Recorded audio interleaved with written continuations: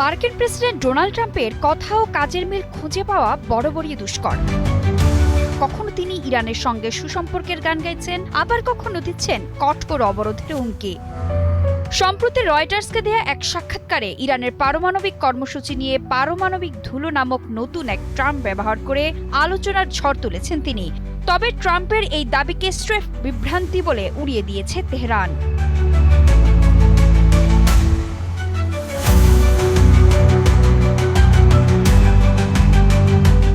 Trump খুব দ্রুতই তার কথিত পারমাণবিক ধুলো উদ্ধার ও নিরাপদ করার আশাবাদ ব্যক্ত করেছেন।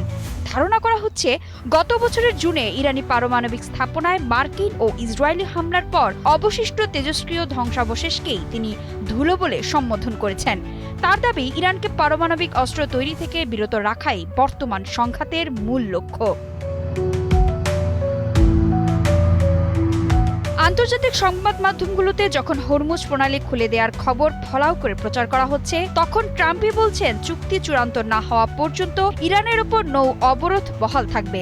আবার তিনি বলছেন, মাইন অপসারণের ক্ষেত্রে ইরান ও যুক্তরাষ্ট্র একে অপরকে সহযোগিতা করছে। যে কেউ বুঝবে, এখানে একটি কথা সত্য হলে অপরটি সত্য নয়। প্রশ্ন হলো, মার্কিন প্রেসিডেন্ট কেন বিভ্রান্তি ছড়াচ্ছেন? ইরানের বক্তব্যে কোনো বিভ্রান্তি নেই।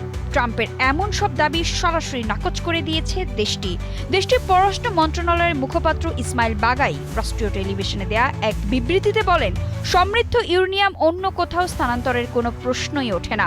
এ ধরনের কোনো পরিকল্পনা বা ভাবনা তেহরানের নেই। ইরান বরাবরই দাবি করে আসছে যে তাদের ইউরেনিয়াম সমৃদ্ধকরণ কার্যক্রম সম্পূর্ণ শান্তিপূর্ণ এবং বেসামরিক উদ্দেশ্যে পরিচালিত। এছাড়াও যুক্তরাষ্ট্র ইরানের বন্দরগুলোতে অবরোধ অব্যাহত রাখলে হরমুজ প্রণালী আবারও বন্ধ করে দেওয়া হবে বলে হুঁশিয়ারি দিয়েছে ইরান।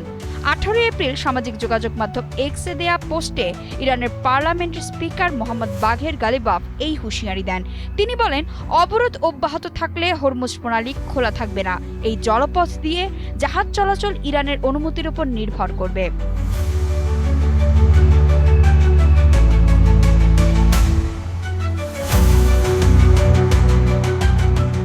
বর্তমানে ইরানের কাছে 60% বিশুদ্ধতায় সমৃদ্ধ প্রায় 900 পাউন্ডের বেশি ইউরেনিয়াম রয়েছে বলে ধারণা করা হয়।